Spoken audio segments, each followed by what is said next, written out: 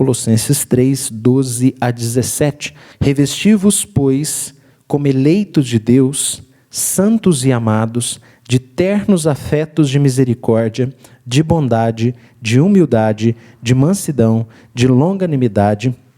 Suportai-vos uns aos outros, perdoai-vos mutuamente. Caso alguém tenha motivo de queixa contra outrem, assim como o Senhor vos perdoou, assim também perdoai vós.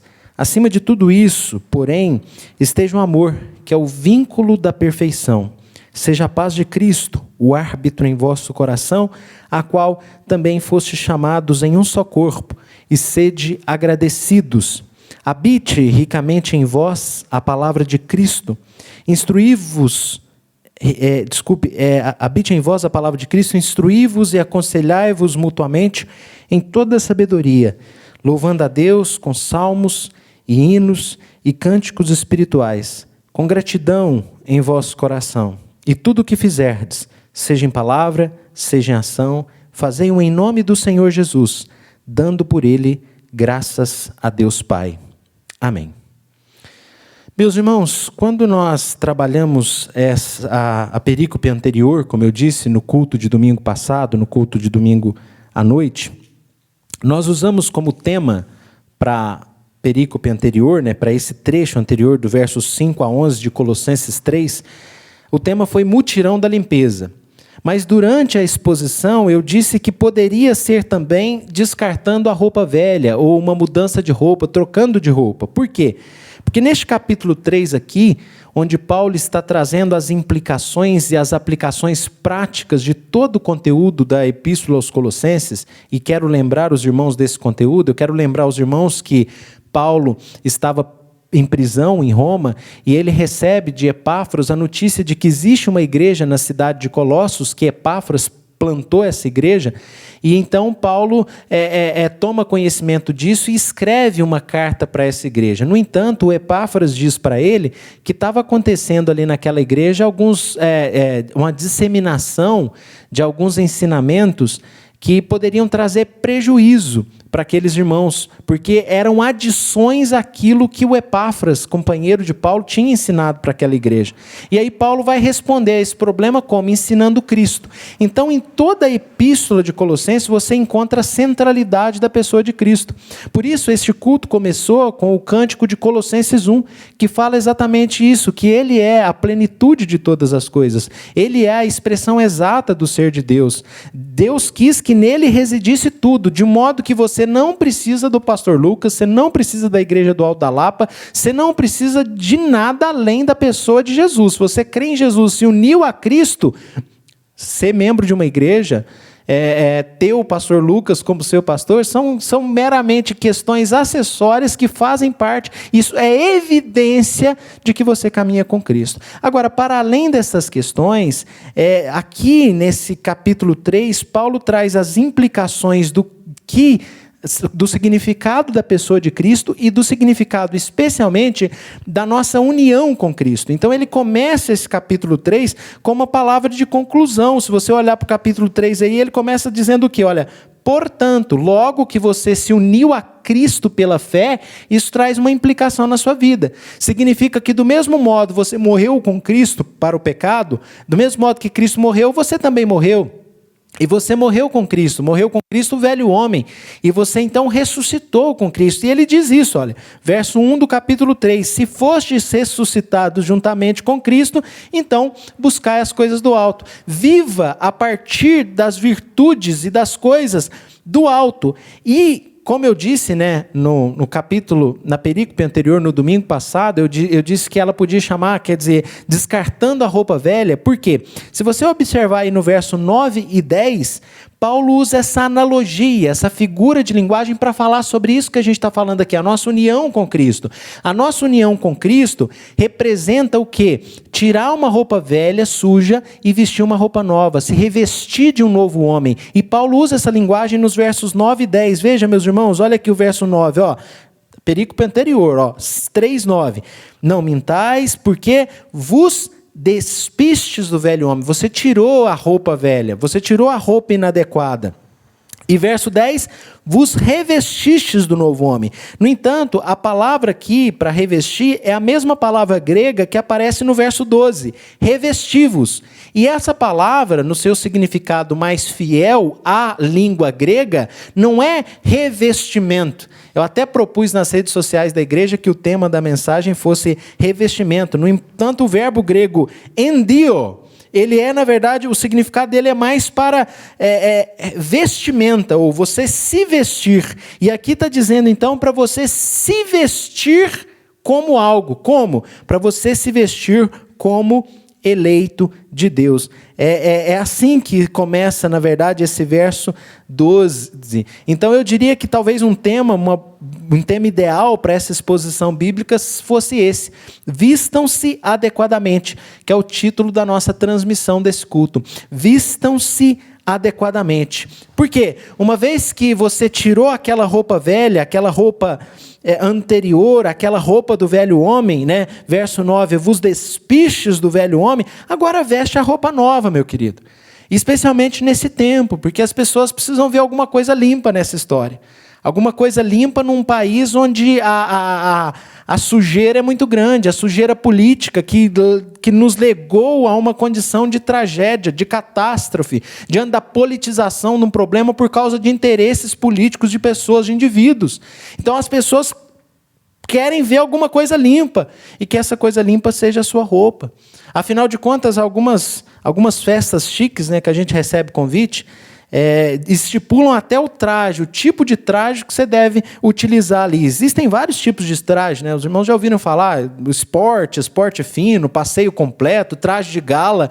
Cada traje tem suas características. E se você vai numa festa que estabeleceu um determinado traje, para a opinião pública você pode ser mal visto se você não está se vestindo adequadamente. O interessante nessa história é que o próprio Senhor Jesus nos conta uma parábola em Mateus 22, de um rei que deu uma festa de casamento para o seu filho, e havia alguém ali naquela festa que não estava com trajes dignos, e essa pessoa foi literalmente colocada para fora. Ela foi lançada para fora porque ela não estava se vestindo adequadamente. E eu volto ao tema da nossa mensagem, verso 12 de Colossenses capítulo 3, revesti-vos, pois, vesti-vos, pois, com o que, meus irmãos? Com o traje adequado. Então, vistam-se adequadamente, porque ter uma vida em Cristo, se você ressuscitou com Cristo, se você vive em Cristo, se você vive com Cristo, você tem que, não trata, né, apenas, como a gente falou semana passada, de desfazer-se de algumas palavras fortes, especialmente aí, Paulo lista na perícope anterior, do verso 5 a 11, palavras muito fortes, que não devem mais, questões, vícios, que não devem mais fazer parte da sua vida. Então, o que deve fazer parte? É isso o que a gente vai ver agora. É exatamente assim que Paulo inicia a sua abordagem. Vistam-se adequadamente. Adequadamente como? Bom, leia o texto do verso 12. Revesti-vos, pois, como eleitos de Deus, santos e amados, de ternos afetos, de misericórdia, de bondade, de humildade, de mansidão, de longanimidade. Compare o verso 5 com o verso 12. Veja, fazei morrer a vossa natureza terrena, fazei morrer. Verso 9, despistes do velho homem. No verso de número 8, despojai-vos, agora revesti-vos. Um contraste é estabelecido. Despojai-vos, despistes, agora veste. Veste o quê? Veste-se como eleito de Deus. Isso é muito interessante. Porque depois de Paulo nos mostrar que a vida com Cristo implica numa relação espiritualizada com o sexo, verso 5, com o dinheiro, né? Verso de número 9, verso de número 8, 9, que fala da ganância, da maledicência, aqui de várias questões. Então agora Paulo diz para nós, revesti-vos do novo homem. Paulo prevê que se você foi ressuscitado com Cristo, ele prevê que aqueles que estão ressuscitados juntamente com Cristo são pessoas, são cristãos que assumem o caráter do seu Senhor, que assumem o caráter de Cristo. Assim como Cristo ressuscitou e subiu para o Pai, essas pessoas se vestem de maneira especial como eleitos de Deus, diz aí, santos e amados. Quer dizer, vistam-se adequadamente de acordo com o que vocês são. Meu irmão, minha irmã que está me assistindo hoje, que os irmãos que estão aqui, não faz sentido a gente encontrar um militar, né, um policial militar, um guarda civil com uma roupa de padeiro. Né? Como é que você vai saber que ele é um guarda civil se ele está com uma roupa de padeiro? Né? A gente usa os trajes para identificar aquilo que nós somos ou aquilo que nós fazemos. Não contribuiria para o aspecto sanitário se os médicos saíssem para trabalhar de roupa preta. Por que eles usam roupa branca? Porque é uma atividade que envolve ali uma sanidade, né? Questões sanitárias. Então não faz sentido o pastor vir para o púlpito com bermuda de surfista. Existe uma roupa adequada para cada situação e a roupa comunica algo. É o exemplo que eu dei na introdução. Existem trajes adequados para diferentes ocasiões. Existe um traje adequado para aquele que vive com Cristo, que foi ressuscitado com Cristo. E qual que é esse traje? Revestivos. E aqui o verbo grego eu repito, endio, vestivos como eleitos de Deus. Vista-se como eleito de Deus. Paulo diz para os colossenses, olha, considerando que vocês ressuscitaram com Cristo, considerando que vocês estão unidos a Cristo, tanto na morte dele como na ressurreição dele, portem-se de maneira condizente, coerente, que o exterior reflita o que aconteceu no interior, que foi o despirdes dos velho homem, que foi abrir mão do velho homem, despojar das coisas antigas, dos vícios antigos, para agora vocês mostrarem a roupa nova, vocês descartarem a roupa velha e vestir-se de modo que as pessoas percebam quem vocês são. Padeiro veste como padeiro, militar veste como militar, pastor veste como pastor. Na verdade, a roupa comunica. Sabe, eu estou lembrando agora da Vivian, ô Luiz Felipe. Não tem como não lembrar da Vivian, né?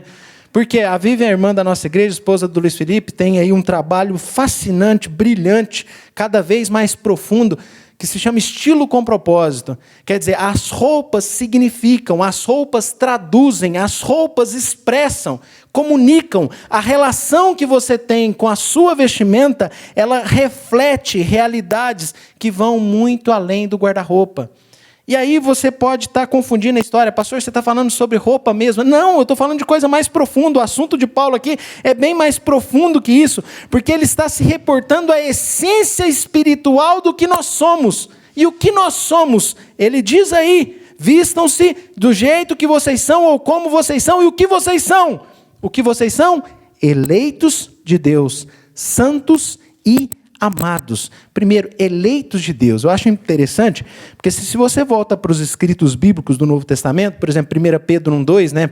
Eleitos pela presciência de Deus, é muito comum os apóstolos referirem-se aos crentes ali, se cumprimentarem e se tratarem, faz parte do tratamento cristão neotestamentário, do trato cristão neotestamentário, essa maneira de chamar o irmão de eleito. Eleitos de Deus. E o que é o eleito? É o escolhido de Deus. E aqui aparece aquele termo que o Paulo mais gosta de usar quando ele aponta para muito além de uma decisão pessoal sua, mas uma decisão do Deus eterno de ter te elegido, de ter te escolhido para ser filho dele. Você o escolheu porque ele te escolheu primeiro. Não foste vós que escolheste a mim, mas eu que escolhi a vós. E ninguém vem a mim se o Pai que está no céu não o trouxer.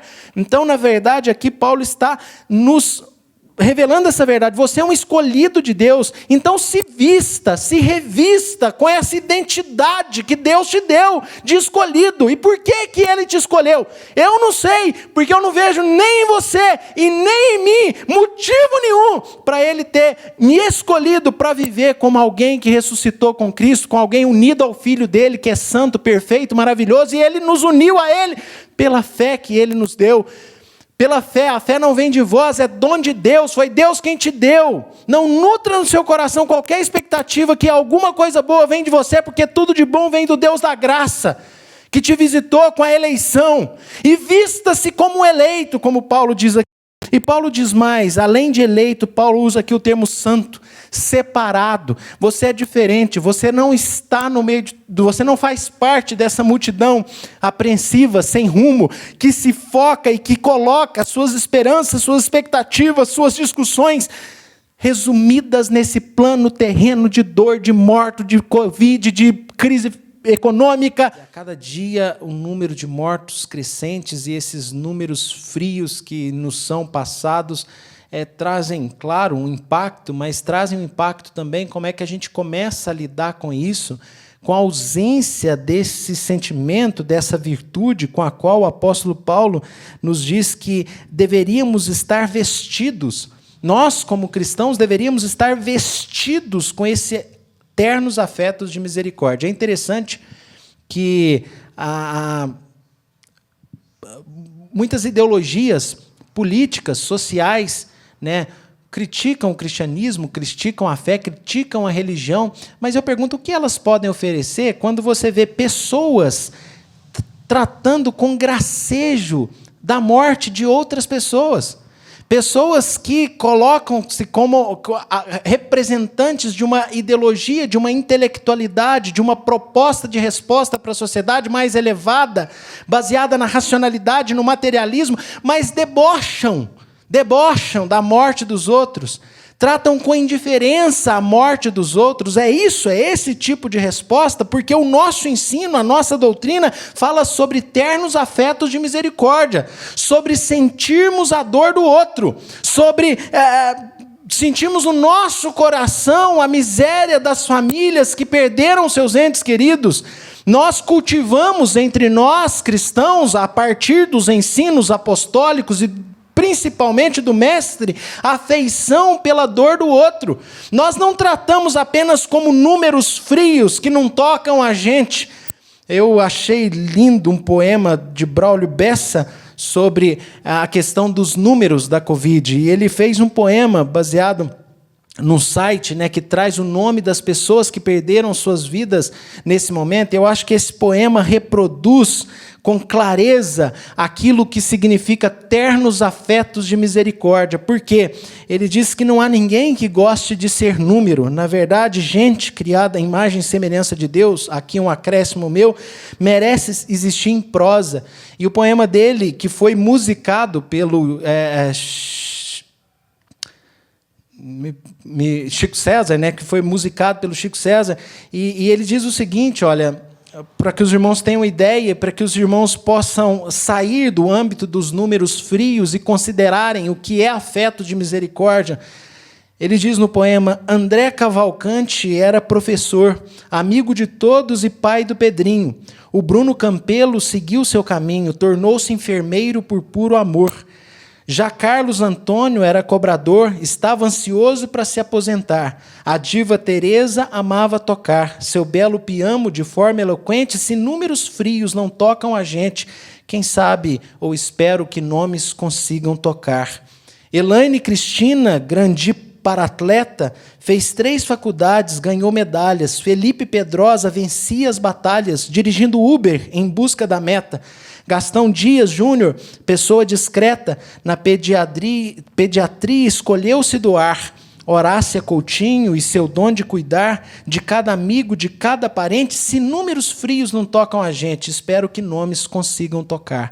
O poema é grande, porque cita aqui todos esses nomes de pessoas que partiram por causa da Covid-19, e cada vida realmente importa, e assim deveria agir o cristão, com consideração sobre essas vidas. Não são números frios, e se números frios não tocam a gente, se você assistir 2.300, 2.500, 2.700, chegaremos provavelmente aos 3.000. Se você não começar a olhar para isso com ternos afetos de misericórdia, você não está vestido como eleito de Deus, amado, santo, separado de Deus, que é diferente do mundo. Senão você se junta a esse mundo que diz apresentar uma ideia melhor, uma resposta melhor, e que comemora e que ri e que zomba da desgraça alheia, e que não se importa e não se condói da dor do outro. Que de fato você se vista como eleito de Deus e tenha no seu coração o sentimento de dor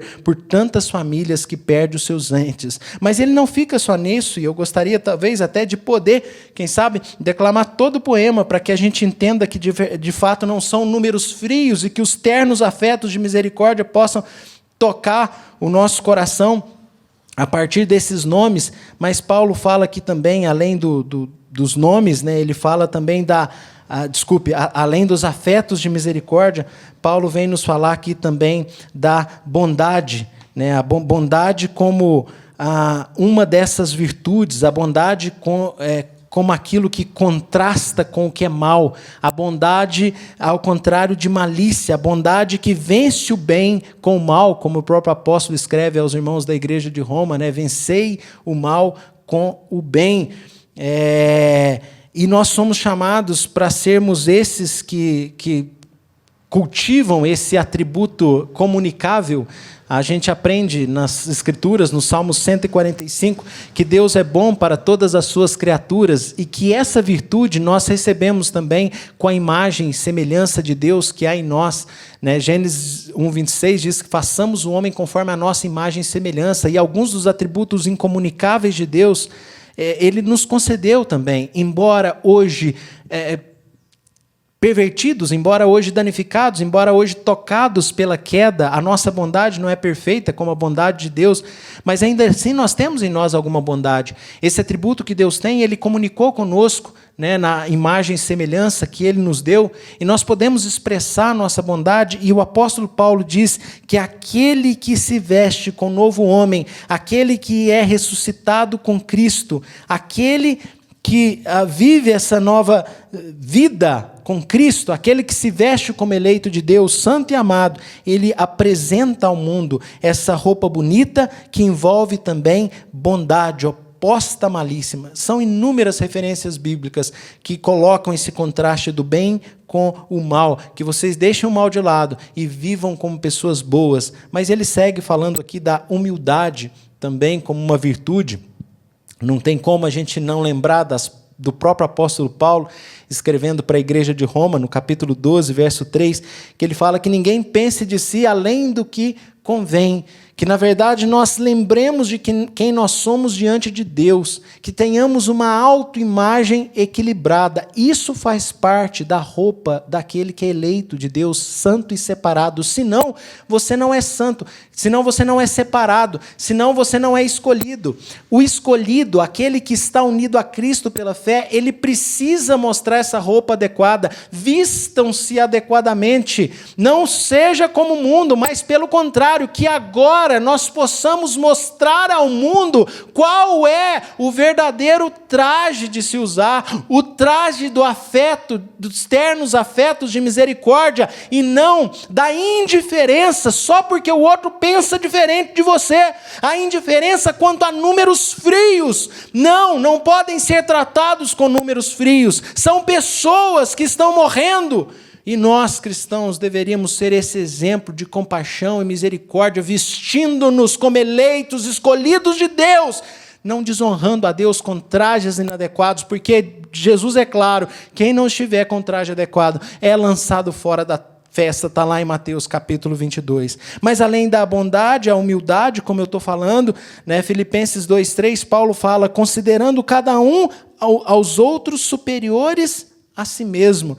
Tende em vós, Filipenses 2:5, dando continuidade a esse raciocínio, Paulo diz, tende em vós o mesmo sentimento que houve também em Cristo, de humildade, né, que, subsistindo em forma de Deus, não julgou como usurpação ser igual a Deus, antes a si mesmo se humilhou, sendo reconhecido em figura humana.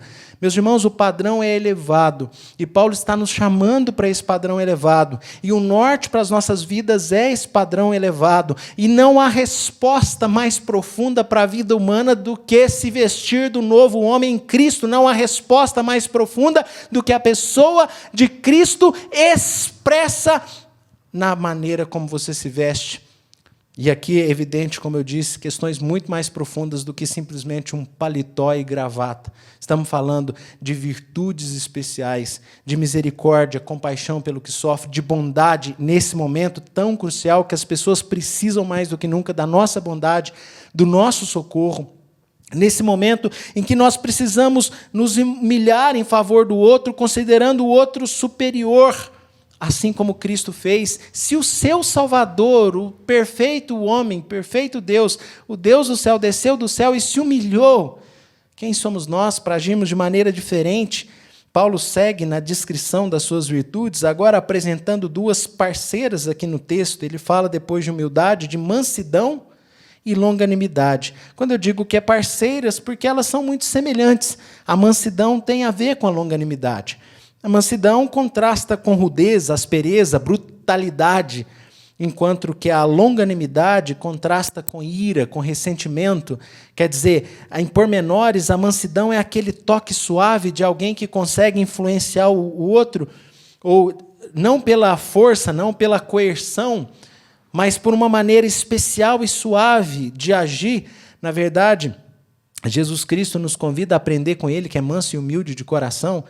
Vinde a mim, todos que estáis cansados, sobrecarregados, porque eu vos aliviarei. Aprendei de mim, que sou manso e humilde de coração. Em que sentido? Deixa o seu jeito de lado, porque esse seu jeito te cansa, te sobrecarrega. Eu tenho um jeito diferente de lidar. Eu tenho um jeito diferente de tocar as pessoas. E nós deveríamos nos vestir dessa maneira. Mas parece que, nesse contexto, a paciência vai embora. Quando você tem que ficar em casa, preso, a gente vê as pessoas perdendo a paciência com muita facilidade, com muita dificuldade de andar a segunda milha. E mansidão longanimidade significa exatamente isso. É você ter um longo ânimo, né? Aquela paciência longa, aquele bom ânimo de maneira longa, andar de fato a segunda milha. Perdoar, não guardar esse ressentimento, ter a paciência, né? E a mansidão, né? Como eu disse, né? Abrir mão daquilo que é o seu de direito. E nós somos desafiados a isso. Mas nós, na maioria das vezes, queremos valer o nosso direito. Então, meus queridos irmãos, temos diante de nós, nesse texto, um desafio muito grande, de nos vestirmos adequadamente, de nos vestirmos como eleitos de Deus, santos e amados. E Paulo passa a apresentar uma outra virtude no verso de número 13, ele diz, suportai-vos uns aos outros, perdoai-vos mutuamente. Caso alguém tenha motivo de queixa contra outrem, assim como o Senhor vos perdoou, também perdoai vós. Assim como Jesus perdoou. O Senhor aqui é o próprio Jesus Cristo. E nós sabemos que Ele, como ovelha muda perante os seus tosqueadores, Ele não abriu a boca. E, na verdade, na cruz Ele diz, perdoai, porque eles não sabem o que fazem. Há um risco muito grande de, na oração do Pai Nosso, nós atrairmos sobre nós um grande juízo de Deus, quando nós diz, perdoa-nos as nossas dívidas, assim como nós perdoamos aquele que nos tem devido. Será que realmente nós temos perdoado as pessoas? Meus irmãos, para que esperar a hora da intubação? Para lidar com essa questão do ressentimento, para lidar com essa questão do perdão. Quantas pessoas estão esperando a hora da intubação para pedir perdão para alguém? Ou para... tem gente que está esperando a hora de ser intubado ou do outro ser intubado para perdoar ou para pedir perdão. Como pastor, eu já estou vivendo essas experiências. De pessoas que na hora da intubação precisam pedir perdão para alguém, precisam ligar para alguém. Meus irmãos, que a rotina do perdão seja parte da nossa vestimenta, que estejamos vestidos com o perdão no dia a dia, para não esperar a hora da intubação. Não é possível. Perdoai-vos, veja, suportai-vos, dai suporte uns aos outros, perdoando-vos mutuamente. Esse suportar quer dizer você... considerar, dar esse suporte para o seu irmão que é pecador como você, e vocês caminharem junto. E se você tem um motivo de queixa contra outro, perdoa. Mantenha a unidade, porque Cristo perdoou vocês todos como corpo. Como eu disse, meus irmãos, não espera a intubação, não. Liga agora, manda uma mensagem de WhatsApp. Ouve a palavra de Deus nessa manhã, esquece do Lucas aqui, considera o conselho apostólico que vem do Espírito Santo para a sua vida. Se vista adequadamente. O mundo está cansado de sujeira e de roupa suja, de roupa inadequada. E Paulo já falou nesse capítulo 3, olha, despistes, se despem do velho homem. Vocês se despiram do velho homem, agora se vistam do novo homem, se vistam de maneira adequada, com a roupa adequada. No verso de número 14, Paulo diz, acima de tudo isto, porém, esteja o amor, que é o vínculo da perfeição. acima de todas as peças da roupa, a principal, a capa, quer dizer, o casaco, o que vai por cima, o que se apresenta primeiro, por cima das outras, quer dizer, perto das outras peças, o amor acima de todas as outras está, e as outras peças viram roupa de baixo. Sim, o amor é a roupa de cima, é o vínculo da perfeição. Não poderíamos esperar menos do escritor de 1 Coríntios 13, texto que nós já lemos aqui neste culto, que o amor é o dom supremo. Agora, ele está nos dizendo, quando ele apresenta essas virtudes, Paulo está nos dizendo que o amor unifica e envolve todos os elementos da vida cristã. O amor aperfeiçoa essas qualidades. O que vale dizer, né, de todas as... o que vale dizer que todas as expressões, na verdade, de caráter... Desculpe, irmãos, o que eu quero dizer é que todas as expressões de caráter estão ligadas a este sentimento, estão envolvidas no sentimento de amor e são incompletas e se dispersam sem o amor. Veja que o amor é que une essas expressões de caráter, de bondade, de humildade, de consideração, de misericórdia, de mansidão, de longanimidade, tudo isso que ele disse. Olha, o amor é o vínculo, o amor é que une essas expressões de caráter, o amor é, como eu disse, a roupa de cima, essas são peças de baixo, e o amor que faz realmente essa vestimenta valer. Porque se a gente olhar para a justiça, meus irmãos, sem amor, ela se torna desumana. O conhecimento sem amor, ele se torna altivo, petulante. A caridade sem amor é fria, a ternura sem o amor, na verdade, a caridade, ela se torna sem ternura e sem simpatia se nós não consideramos o amor para aperfeiçoá-la. Ele é o vínculo da perfeição, ele aperfeiçoa as virtudes. A fé sem amor pode se tornar fanática e insolente. A coragem sem amor pode se tornar agressiva, temerária. É o amor que aperfeiçoa as virtudes. Não é por outro motivo que Lutero diz que os que amam profundamente jamais envelhecem. Podem morrer de velhice, mas morrem jovens, porque o amor é o vínculo da perfeição.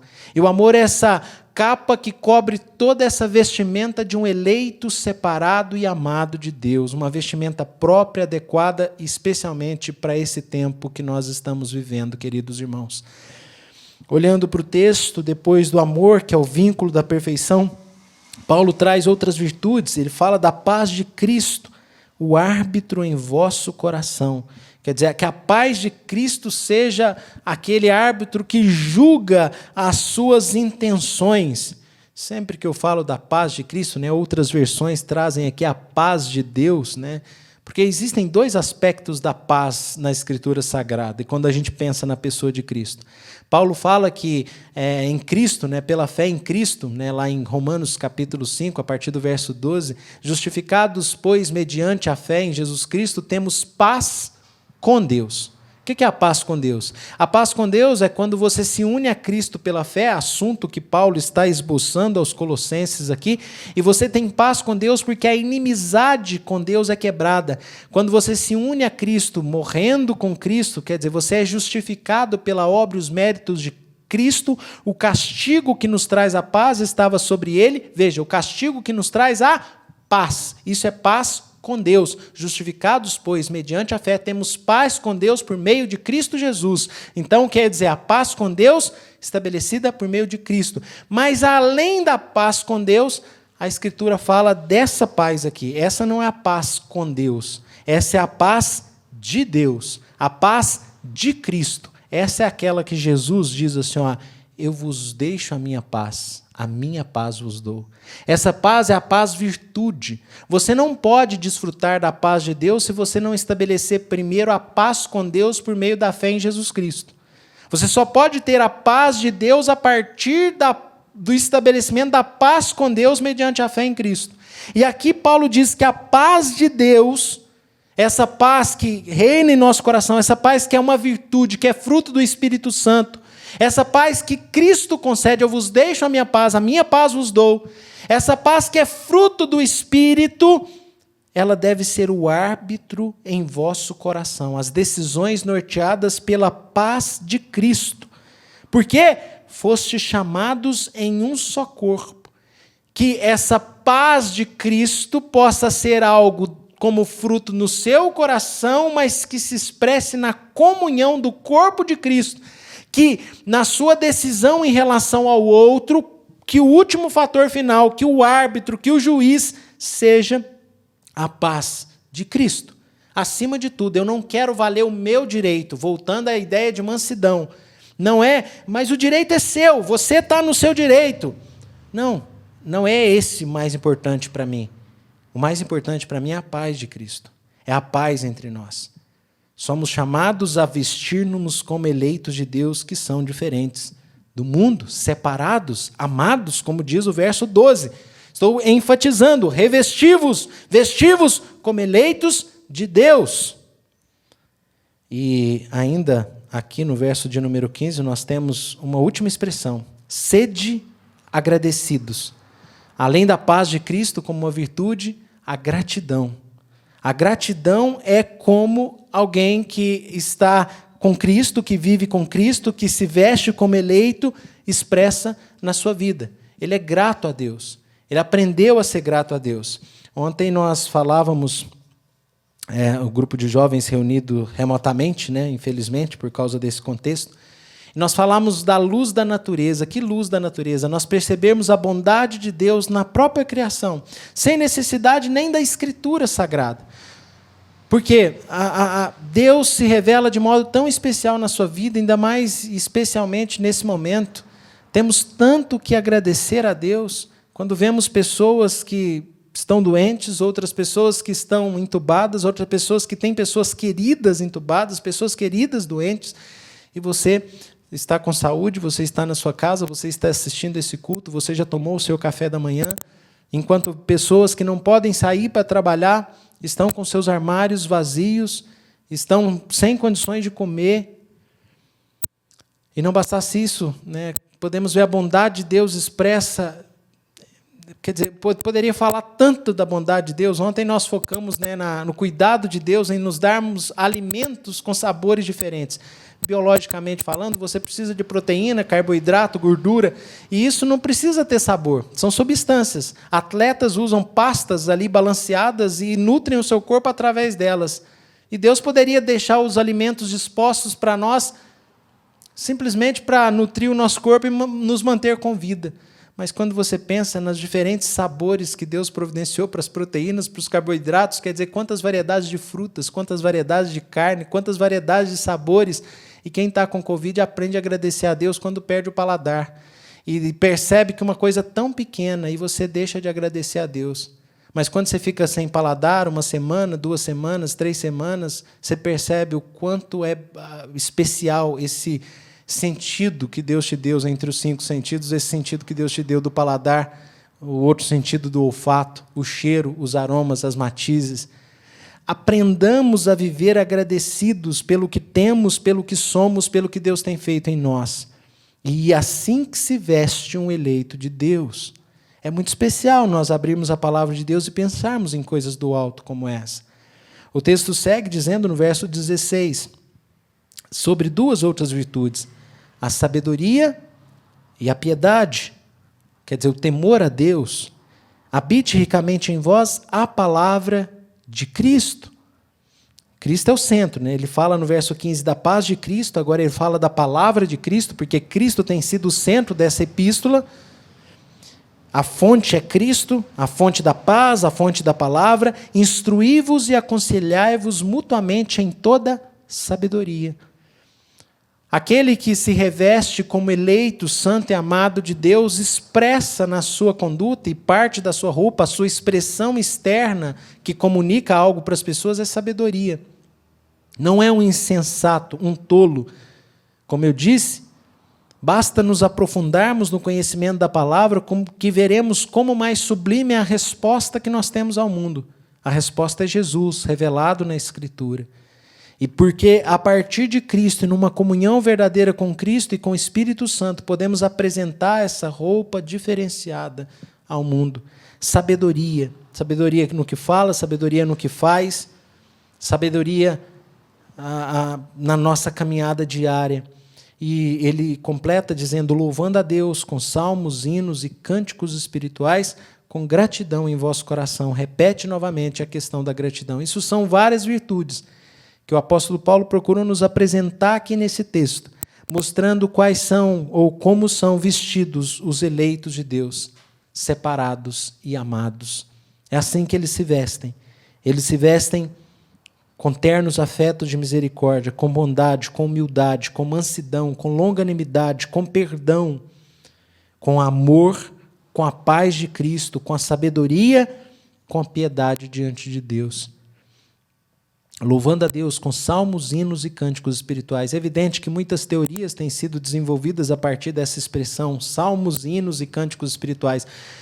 Teorias que eu falo porque as pessoas querem buscar nas Escrituras uma evidência mais concreta e estabelecida para o culto cristão, no sentido que Deus permitiu para o culto. Só que não vejo que esse seja o objetivo de Paulo aqui, delinear a liturgia dos irmãos de Colossos. Ele está falando sobre vida prática, sobre vida diária, e ele está dizendo que faz parte do contexto diário apresentar-se diante de Deus com louvores. Salmos, provavelmente se referindo aos salmos, aos hinos do Antigo Testamento, do saltério do Antigo Testamento, que está lá os 150 salmos revelados.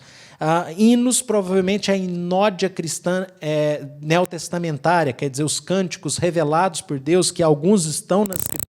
Até cogita-se que Colossenses 1 seja um cântico desses que Paulo usa ali e que o Espírito, então, está nos apresentando a partir de uma ação sobrenatural como algo que vem de Deus para nós, né? Um cântico, um hino neotestamentário revelado, e o cântico seriam as canções sacras do dia a dia que nós louvamos a Deus. E nós hoje desfrutamos muitas vezes dessas canções sacras. E como não lembrar, como eu disse no início desse culto, né, ou durante esse culto, do nosso saudoso irmão Lázaro, quantas vezes, ainda bem que eu vou morar no céu. Nesse texto de capítulo 3 de Colossenses, a gente pensa isso mesmo, buscar as coisas lá do alto, verso 1, pensar nas coisas lá do alto, verso 2. Por quê? Porque a vida de vocês está em Cristo. Quando Cristo se manifestar, aí a vida de vocês de verdade será manifesta. Enquanto isso, tira a roupa velha, versos 5 a 11, veste a roupa nova, como alguém que veste uma roupa que não é daqui, uma roupa que é do alto. Ainda bem que eu não sou daqui, ainda bem que eu vou morar no céu. E esses cânticos sacros é o que Paulo está falando que deve fazer parte da nossa vida.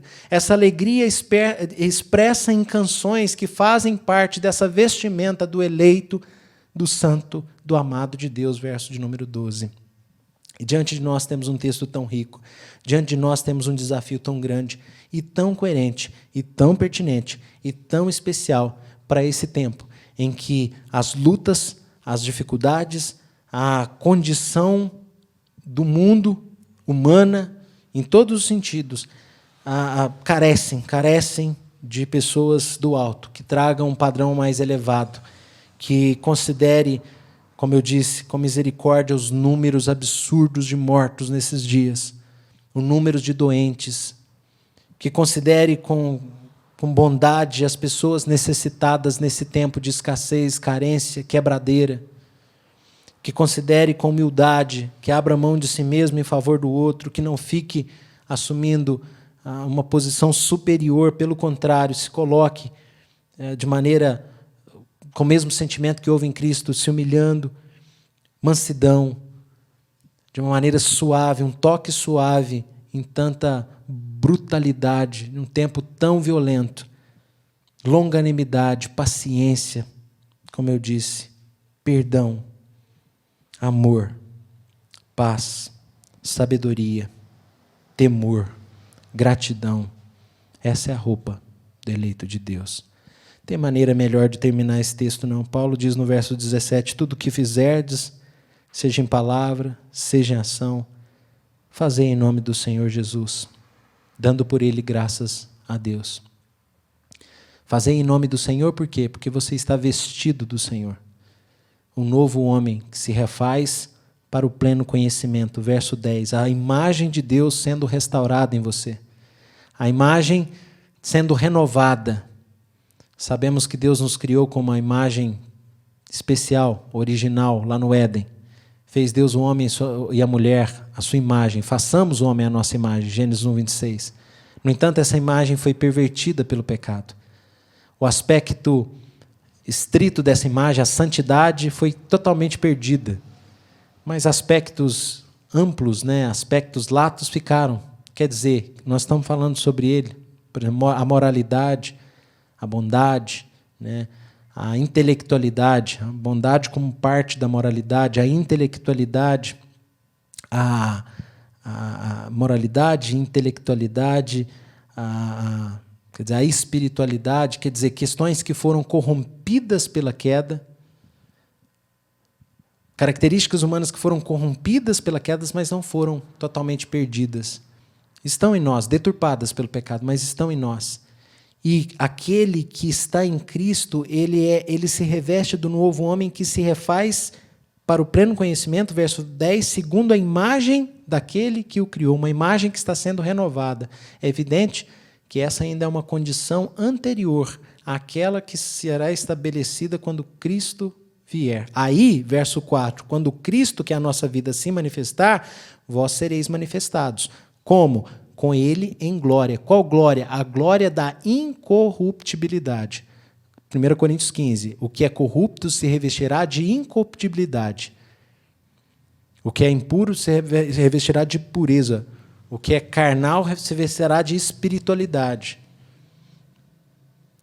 E nós aguardamos essa renovação completa, ou essa restauração, esse aperfeiçoamento da imagem. Por enquanto, vivemos como pessoas com imagem renovada. E essa imagem renovada implica em revestirmos-nos como eleitos de Deus, santos e amados. E revestindo do quê? Todas essas virtudes que a gente trouxe, porque nós representamos Jesus em nós. Tudo que fizerdes, verso 17, seja palavra, seja ação, fazei em nome do Senhor Jesus. 1 Coríntios 10, 31. Quer comais, quer bebais, ou façais outra coisa qualquer. Fazei tudo para a glória de Deus. A glória de Deus precisa ser evidenciada na nossa caminhada, na nossa vida. Nas escolas infantis, as nossas crianças precisam ser essas crianças que se vestem como eleitos. Os nossos jovens precisam se vestir como eleitos. Os nossos profissionais precisam se revestir como eleitos. Quer dizer, quer dizer, o povo de Deus. Tem que ser um povo do alto. Esse é o desafio para nós, povo do alto, Igreja do Alto da Lapa. Fazer tudo para a glória de Deus, vestidos como eleitos, escolhidos de Deus, fazer em nome de Jesus, fazer sob a autoridade de Jesus, fazer como um representante de Jesus, fazer como alguém que vive com Cristo, ressuscitou com Cristo, e essa nova vida implica num testemunho para o mundo, vestido de maneira apresentável. Esse é o grande desafio que se apresenta diante de nós, aqui na palavra de Deus, e com o objetivo para a glória de Cristo, dando graças a Deus, fazendo em nome de Jesus.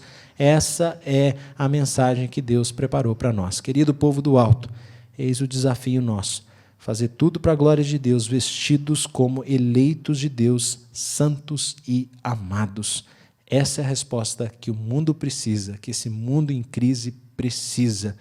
Não nos preocupemos com outra coisa, senão com as coisas do alto, senão com as coisas de onde Cristo vive, muito mais elevadas do que esse plano terreno, que nós sejamos o representante do projeto de Deus nesse tempo, nessa época, nesse mundo.